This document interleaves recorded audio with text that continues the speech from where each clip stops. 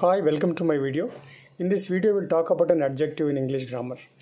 Adjective అంటే తెలుగులో విశేషణము.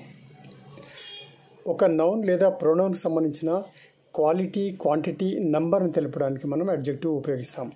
For example, he's a person అనేది ఒక నార్మల్ వాక్యం. హీఈస్ ఎ గుడ్ పర్సన్ అన్నప్పుడు పర్సన్ క్వాలిఫై చేసి చెప్పే పదం గుడ్. ఇట్లా good, bad, tall, short, favourable, active ఇవన్నీ అడ్జెక్టివ్స్ అన్నమాట. మామూలుగా అడ్జెక్టివ్ అనేది నౌన్ లేదా ప్రొనౌన్కి ముందుగా వస్తుంది, before noun or pronoun. Sometimes it may be away from noun pronoun. Like she is beautiful అన్నప్పుడు షీ అనే ప్రొనౌన్కి బ్యూటిఫుల్ అనే అడ్జెక్టివ్ ఉపయోగించారు. ఇక క్వాంటిటేటివ్ అడ్జెక్టివ్ చూస్తే ఐ హ్యావ్ కిలో రైస్ అన్నప్పుడు రైస్ అనేది నౌన్, కిలో అనేది క్వాంటిటీ. ఇది definite quantity. We have some sugar అన్నప్పుడు షుగర్ అనేది నౌన్, సమ్ అనేది quantity, it is an indefinite quantity.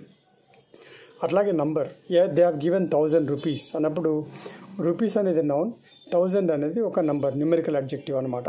అలాగే ఐ హ్యావ్ నో మనీ అన్నప్పుడు మనీ అనేది అడ్జెక్టివ్, నో అనేది న్యూమెరికల్ అడ్జెక్టివ్ మనీ అనేది నౌన్, నో అనేది న్యూమెరికల్ అడ్జెక్టివ్ కింద మనం చెప్పుకోవాలి.